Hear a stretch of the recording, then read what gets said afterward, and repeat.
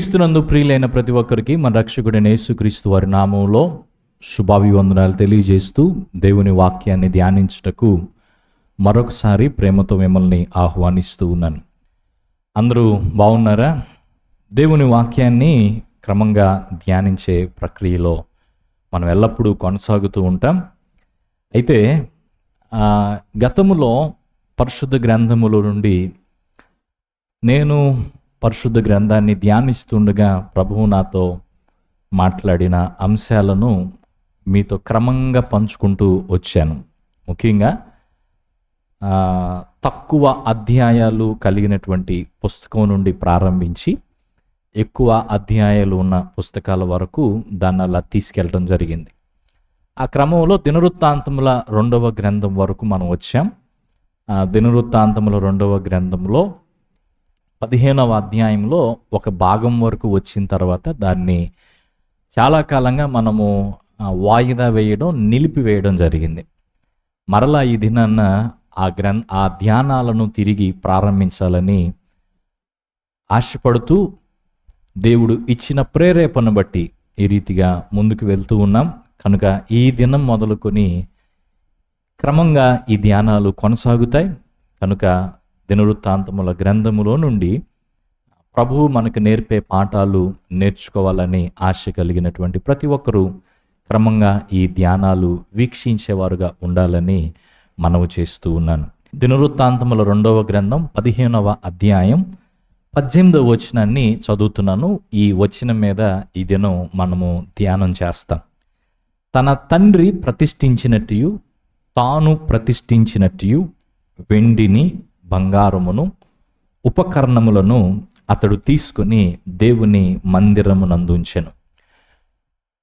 ఈ సందర్భంలో మనకు కనబడుతున్నటువంటి వ్యక్తి ఆస. ఐక్య రాజ్యము విభాగించబడిన తర్వాత, ఇశ్రాయేల్ రాజ్యంగాను యూదా రాజ్యంగాను విడిపోయిన తర్వాత, యూదా రాజ్యాన్ని 19 మంది రాజులు, ఒక రాణి పరిపాలించడం జరిగింది. వీరిలో సుమారు 8 మంది దైవభక్తి కలిగిన రాజులు ఉన్నారు.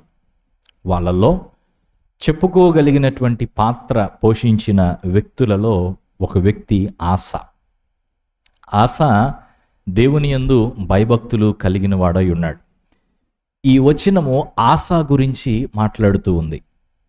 ఏం తెలియపరుస్తుందంటే ఆస యొక్క తండ్రి గురించి, ఆస గురించి, వారు ప్రవర్తించిన విధానం గురించి, వారి జీవితంలో ఒక సందర్భం గురించి ఇది మాట్లాడుతుంది. అతడు తన తండ్రి ప్రతిష్ఠించినట్టు, తన తండ్రి ఎవరు? అబీయా అనేటువంటి రాజు కాలంలో జరిగిన ఒక సంఘటన నేను ఇప్పుడు మీకు జ్ఞాపకం చేస్తాను. రెండవది, తాను ప్రతిష్ఠించినట్టు వెండిని, బంగారమును, ఉపకరణములను తాను తీసుకొని దేవుని మందిరంలో ఉంచినట్టు ఈ వచనము తెలియపరుస్తుంది. దీనిని బట్టి ఒక 7 ఆత్మీయ పాఠాలు మన ఆత్మీయ జీవితానికి మనం నేర్చుకునే ప్రయత్నం చేద్దాం.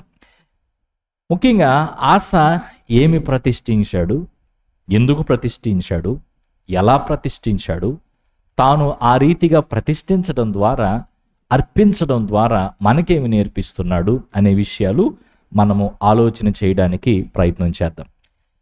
మన జీవితంలో కొన్ని సందర్భాల్లో కొన్ని కఠినమైన పరిస్థితులు ఎదుర్కొంటున్నప్పుడు, లేదా కొన్ని ఇబ్బందికర పరిస్థితులలో మనము దేవునితో మొక్కుబడులు చేసేవారంగా ఉంటాం. కఠిన పరిస్థితులతో సంబంధం లేకుండా మేలు జరిగినప్పుడు కూడా మనము దేవునితో మొక్కుబడులు చేసేవారంగా ఉంటాం.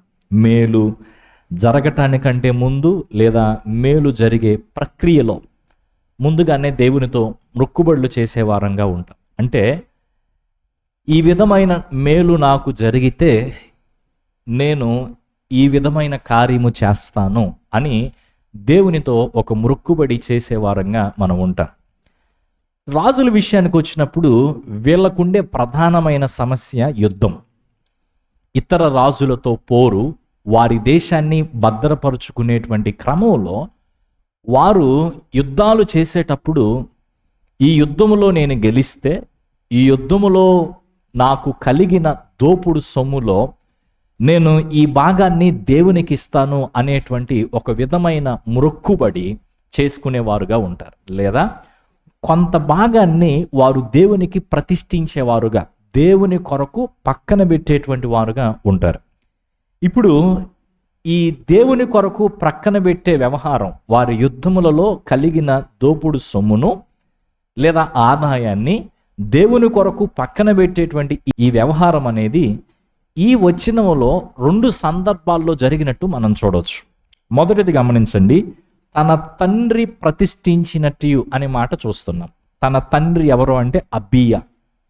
అబీయా ఎప్పుడు ప్రతిష్ఠించాడు అనే దాని గురించి ఇక్కడ మనకి సమాధానం లేదు, కానీ ఒకసారి అబీయా జీవితంలోనికి మనం తొంగి చూస్తే సమాధానం దొరుకుతుంది. దినవృత్తాంతంలో 2వ గ్రంథం 13వ అధ్యాయం 15 నుండి 19 వచనాలు చదువుతున్నాను, ఆలకించండి. అప్పుడు యూదావారు ఆర్భటించిరి.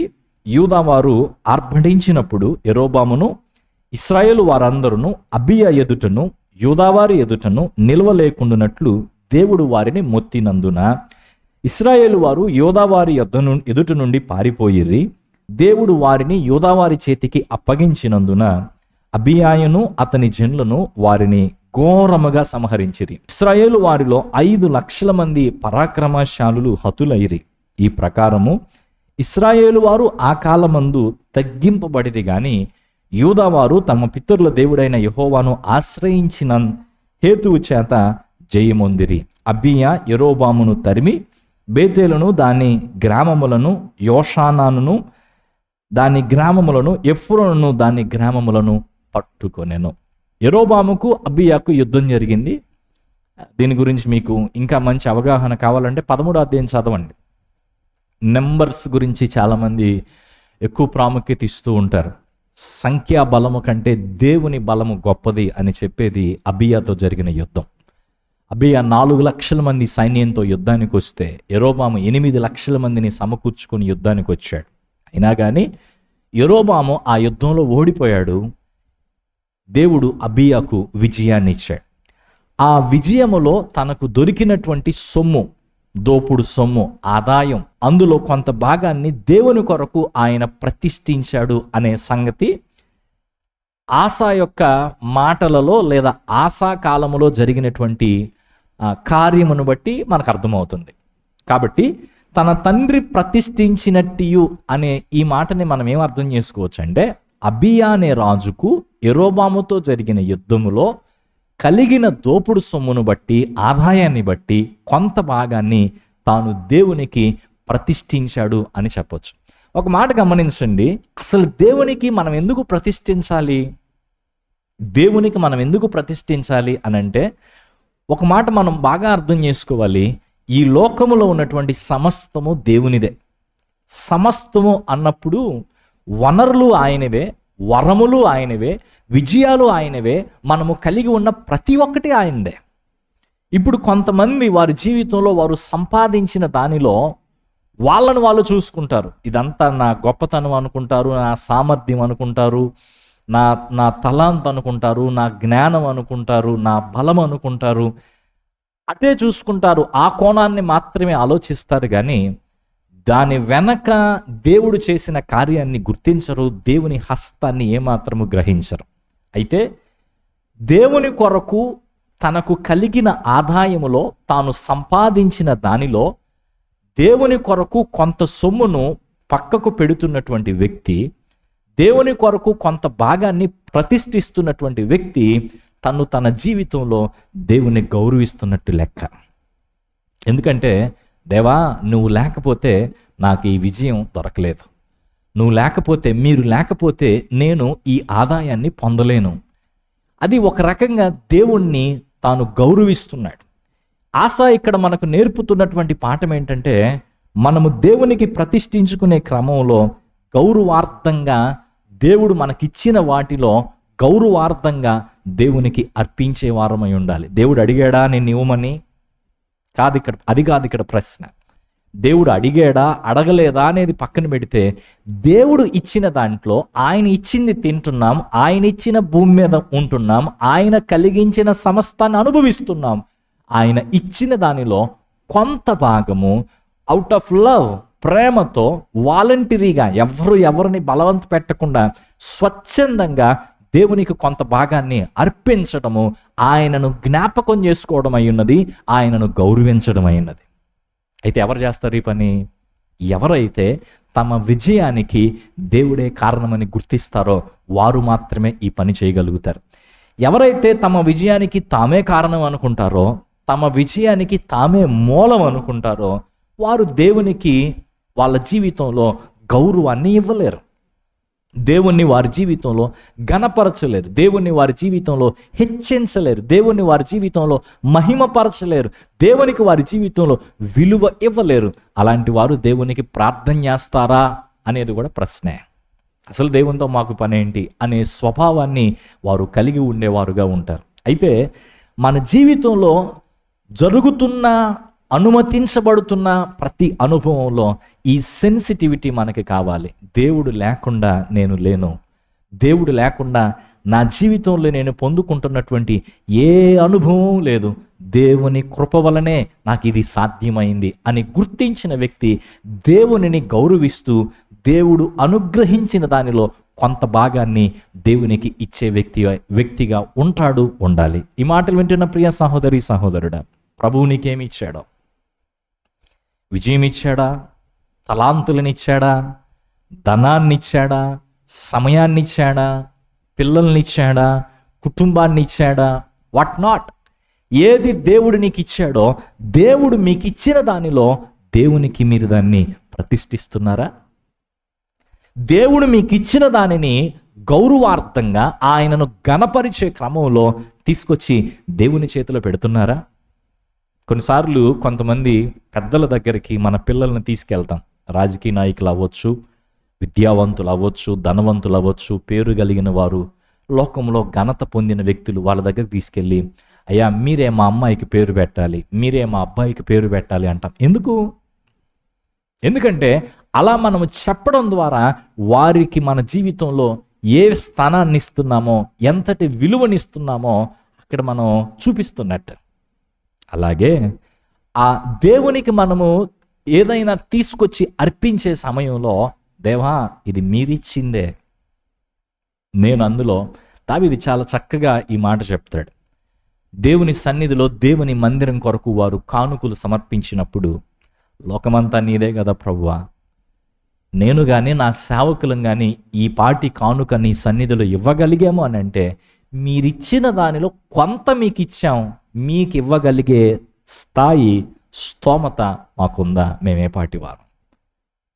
ఆ గుర్తింపు కావాలి మనకి, ఆ గ్రహింపు కావాలి, ఆ ఆలోచన కావాలి.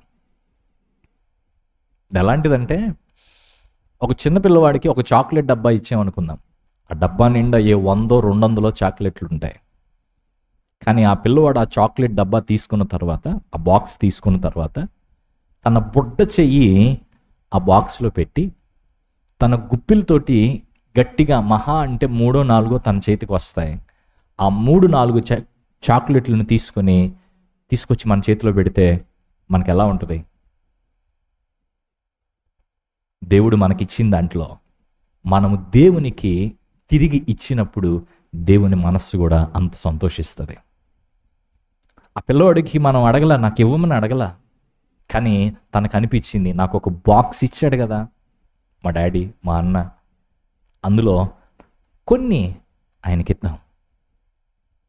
కాబట్టి దేవుడు మనకిచ్చిన దానిలో, మనకిచ్చిన ప్రతిదీ, మనము నేర్చుకున్న ప్రతిదీ, మనం తెలుసుకున్న ప్రతిదీ, మనము సంపాదించింది, కూడబెట్టిన ప్రతిదీ మనము దేవునికి ప్రతిష్ఠించుటకు, దేవుని కొరకు ప్రతిష్ఠించుటకు, దేవునికి అర్పించుటకు నేర్చుకుందాం. అది దేవుణ్ణి గౌరవించడం అవుతుంది, దేవుణ్ణి గౌరవించడం అవుతుంది. కాబట్టి ఒకవేళ ఇప్పటి వరకు మీ జీవితంలో ఈ విధంగా దేవుణ్ణి గౌరవించకుండా, దేవునికి మీ జీవితంలో ఇవ్వాల్సిన స్థానాన్ని ఇవ్వకుండా మీరు కొనసాగిన వారుగా ఉంటే, ప్రభువు ఈ దినాన్న పిలుపునిస్తున్నటువంటి వాడుగా ఉన్నాడు. ప్రభువు ఈ దినాన్న పిలుపునిస్తూ ఉన్నవాడుగా ఉన్నాడు. నన్ను జ్ఞాపకం చేసుకోండి, నా వైపు చూడండి, సమస్తానికి మూలము ఆధారమైన నా వైపు మీరు చూడండి అని ప్రభువు పిలుపునిస్తున్నాడు. ప్రభువుకి చెందినవి మనం ఆయనకు అర్పించాలి. ఇది రెండవ మాట, గౌరవార్థంగా ఆయనకు అర్పించాలి. ప్రభువుకి చెందినవి ప్రభువుకి అర్పించాలి. అది ప్రభువుది కదా, సమస్తం ఆయనదైనప్పుడు అందులో కొంత భాగము ఖచ్చితంగా ప్రభువుకి చెందింది. ప్రభువుకి చెందిన భాగాన్ని మన సొంత భాగంగా మనం తీసుకోవటానికి ఏమాత్రము వీల్లేదు. కొన్ని సందర్భాల్లో, దీని గురించి రేపటి భాగంలో మరింత ఎక్కువగా మాట్లాడదాం, కొన్ని సందర్భాల్లో ఇలా అంటాం, ఇది దేవునిది అని అంటాం. దేవునిది అని ఏదైతే మనం పక్కన పెట్టామో అది దేవుని కొరకు అర్పించే వారమై ఉండాలి. దాన్ని మన ఖాతాలోనికి తీసుకోకూడదు. ఈ దినాన్న ఈ సందేశంలో ఈ విషయాన్ని మనం నేర్చుకుందాం. ప్రభువు మనకిచ్చిన దానిలో ప్రభువుని ఎంత గుర్తిస్తున్నాం, ప్రభువుని ఎంత గణపరుస్తున్నాం, ప్రభువుకి ఎంతగా ప్రతిష్ఠించుకుంటున్నాం, అర్పించుకుంటున్నాం అనేది గ్రహించుకొని, ఒకవేళ ప్రభువు మనకిచ్చిన దానిలో ప్రభువుని గుర్తించకుండా, ప్రభువుకు ప్రతిష్ఠించుకోకుండా, అంతా నేనే కారణం అనుకుంటూ మనలను మనమే గొప్ప చేసుకుంటూ కాలాన్ని గడుపుంటే, దినాన్న దాన్ని బట్టి పశ్చాత్తాపడుతూ దేవా నన్ను క్షమించమని వేడుకుంటూ ఇది మొదలుకొని ఆయనను గుర్తిస్తూ, ఆయనకు విలువిస్తూ, ఆయనను గణపరుస్తూ, సమస్తానికి ఆయనే మూలమని మనం అర్థం చేసుకొని ముందుకు సాగుటకు తీర్మానం చేసుకుందాం. పరిశుద్ధుడైన తండ్రి, మా జీవితాల్లో మీరు ఇచ్చిన ప్రతి దానిని తిరిగి మేము నీకు ప్రతిష్ఠించే వారంగా, కొంత భాగాన్నైనా ప్రతిష్ఠించే వారంగా ఉండాలని మాకు మీరు జ్ఞాపకం చేసినందుకు వందనాలు. మా జీవితాల్లో మేము పొందుకున్న ప్రతిదీ మీ ద్వారా కలిగింది అయినప్పటికీ మిమ్మల్ని గుర్తించకుండా గర్విష్టి పోకడలకు మేము తావిచ్చిన విధానాన్ని బట్టి మన్నించండి. అంతా నేనే చేశాను, నా వల్లే సాధ్యమైంది అనేటువంటి మనస్తత్వంతో మేము ప్రవర్తించిన విధానం అంతటిని బట్టి మన్నించండి. నీ కొరకు, నీ పరిచర్య కొరకు, నీ సేవ కొరకు నిన్ను గౌరవిస్తూ, గౌరవార్థంగా గణపరుస్తూ మాకు కలిగిన వాటిలో మమ్మల్ని మేము మాకు కలిగిన వాటిని ప్రతిష్ఠించుకోలేకపోయిన విధానాన్ని బట్టి మన్నించండి. ఈ దినము నుండి మీరు మాకిచ్చిన ప్రతి దానిలో, అది సమయమైన, ధనమైన, కుటుంబమైన, మీరిచ్చింది ఏదైనా మీకు ప్రతిష్ఠించుకొని మీకు అర్పిస్తూ, మీరే మూలమని గుర్తిస్తూ, మిమ్మల్ని ఘనపరుస్తూ కొనసాగే జీవితం మాకు మీరు దయచేయండి. ఇలా నేను కొనసాగుతానని ఎవరు ఈ దినం తీర్మానం చేస్తున్నారో వారి తీర్మానాన్ని స్థిరపరిచి ఆ రీతిగా వారు కొనసాగలుగునట్లు బలపరిచి సహాయం చేయమని, ఈ ధ్యానం అంతట్లో మీరు మాకు ఇంకను తోడయండి ముందుకు నడిపించమని ప్రభువును రక్షకుడైన యేసుక్రీస్తు వారి నామములో మా ప్రార్థన సమర్పిస్తున్నాం తండ్రి, ఆమేన్. ప్రభు మీకు తోడై ఉండి మీ యొక్క జీవిత క్రమంలో ఆయన జరిగిస్తున్న కార్యములను గుర్తించి ఆయనను ఘనపరచునట్లు, గౌరవించినట్లు సహాయం చేయనుగాక.